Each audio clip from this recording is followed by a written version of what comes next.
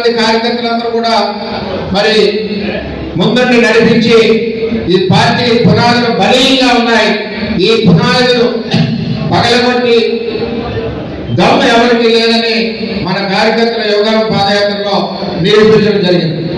మరి అదేవిధంగా ఈ పార్టీకి రాబోయే రోజుల్లో 2047 ఏదైతే రాష్ట్ర అభివృద్ధికి ప్రణాళిక సిద్ధ పార్టీ కూడా 2047 ప్రణాళిక చంద్రబాబు నాయుడు గారు నిర్ణయించి రాబోయే రోజుల్లో పార్టీ రథసారథి నారా లోకేష్ గారిని ఈ పార్టీని ఏదైతే మన గెలుపుకు కారణమైన పాదయాత్ర చేసి ఉన్నారో ఆయనకి రథసారథిగా ఈ తెలుగుదేశం పార్టీని ముందుకు నడిపించాలని చెప్పి కోరుతా ఉన్నాం.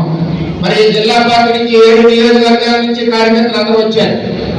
మరి మనకి పార్టీకి ప్రణాళిక ఉండాలా కావాలా, దీని ద్వారా మనం అధ్యక్షుడికి తెలియజేద్దాం.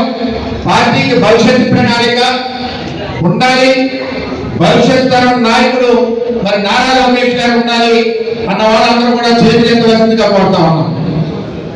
నారా లోకేష్ గారి నాయకత్వం, చంద్రబాబు నాయకత్వం. అందువలన ఏదైతే లోకేష్ గారి ప్రోగ్రామ్ డిజైన్ చేశారో కార్యకర్త అధినేత అన్నది ఇది మనందరికీ కూడా ఉపయోగపడేది. మన కార్యకర్తలందరికీ కూడా ఈ సమస్యలు మనం తీసుకోవడమే కాకుండా ఈ సమస్యల మీద జిల్లా అధికారులు కానీ సంబంధిత అధికారులు కానీ స్పందించవలసిన బాధ్యత ఉంది. ఆ విధంగా మానిటరీ అందరూ కలిసి చేస్తామని చెప్పి తెలియజేసుకుంటూ సెలవు తీసుకుంటాం. అందరికీ నమస్కారం. Thank you. అలాగే